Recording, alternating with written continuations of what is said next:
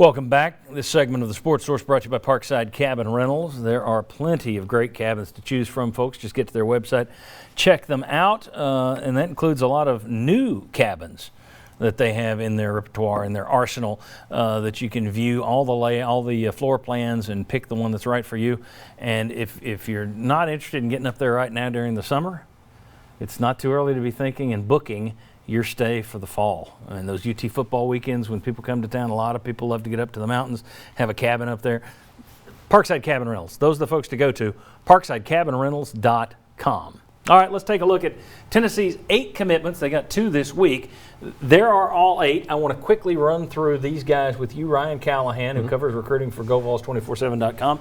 I just want you to tell me who was number 2 on their list, who was number 3 on their list, who did they beat out to get these guys, because sometimes I think that's telling.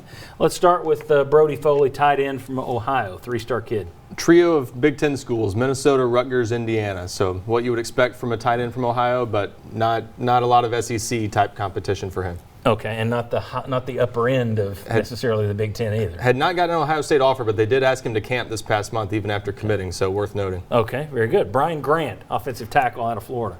Interesting guy here. They beat out Maryland, and that was essentially the main competition for him at the time, but he had never played offensive line at the time he committed to Tennessee. So this is a clear, maybe not project, but a raw guy that you're projecting to play on the offensive line. He goes to camp at Florida State nearby, gets an offer this past month. So there you go. Good-looking player that Tennessee even saw work out this past month, and I think really liked him. Went to Clemson even for a camp and got some interest there. So his stock is rising a little bit despite the low-profile recruitment. And that's another thing to keep in mind here. I mean, part of what Tennessee's going to have to do with what they've inherited and with the stuff hanging over their head, they're going to have to be very good at spotting guys early before everybody else. So, okay.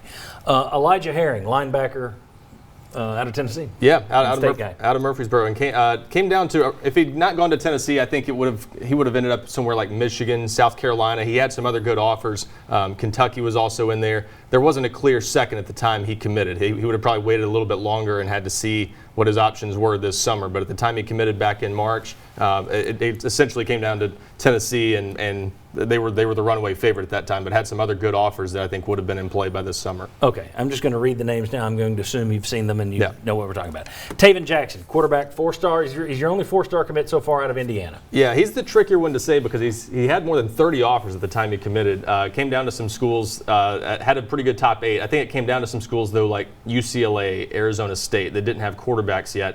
He had Texas A&M, Florida in there that had quarterbacks already. So I think it sort of narrowed down eventually after some guys got quarterbacks, but still an impressive offer list.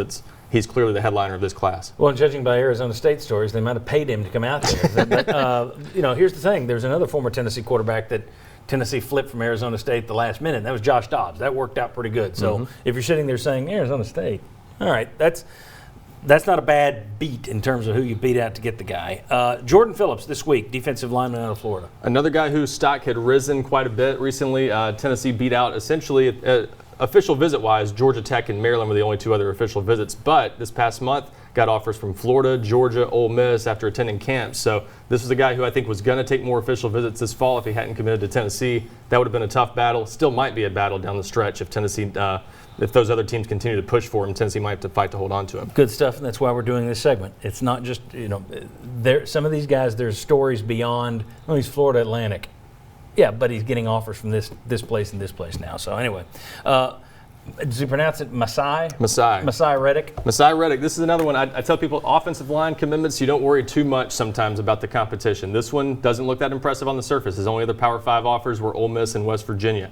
If he'd made a decision right now, Utah State, Kent State, schools like that would have been seriously in the mix. At the same time, I think Tennessee saw him in camp, saw him in person 3 or 4 times, really liked him. And this is a good player from Detroit at a really good program that I think they feel good about. So offensive line, sometimes you see this. Not an impressive offer list, but good player that I think they feel they're getting a good one. I don't know how old the photo is you guys are using on 247.com, but he looks like he's about 15 in that photo. He's a young-looking guy. All right. Dylan Sampson, running back out of Louisiana. The main competition ended up being, at the time, Purdue, Louisville, and Vanderbilt. He was planning to take official visits to all 3 of those, canceled a couple of them after committing to Tennessee. So had that Power 5 level interest across the board, but he's a Louisiana guy who didn't have an LSU offer, didn't have a lot of other SEC offers. So We'll see if that changes this fall. He's just a smallish running back, and that's probably the only thing that really worked against him. But really good speed, and Tennessee obviously liked him and went after him early on. That's not, you're getting a priority guy to me. That's the thing you want to look at. This is a guy they liked for 3 or 4 months before he committed. All right, and finally, Vincent Sneed, 3-star defensive lineman out of Florida. Another one where not a lot of obvious Power 5 competition. USF, UCF, those looked like the main 2 other schools involved there. But a guy who had a few other Power 5 offers, and Tennessee was at least pretty high on him from the start. So again, another guy they kind of identified early as a priority and got him in Florida. So we'll see how that one works out in the end. But his stock has risen a little bit. He's seen at least one rating go up significantly since he committed to Tennessee. So that one even looking a little bit better. Okay, David, a lot of 3-stars there, 1 4-star. Some of these guys are making bigger waves now than when Tennessee got them, as Ryan pointed out, but you didn't hear a lot of the big power name. Tennessee, traditionally, you're wanting to see that you beat out Florida, you're wanting to see that you beat out Georgia or Alabama or LSU or Auburn. You're not seeing a lot of that.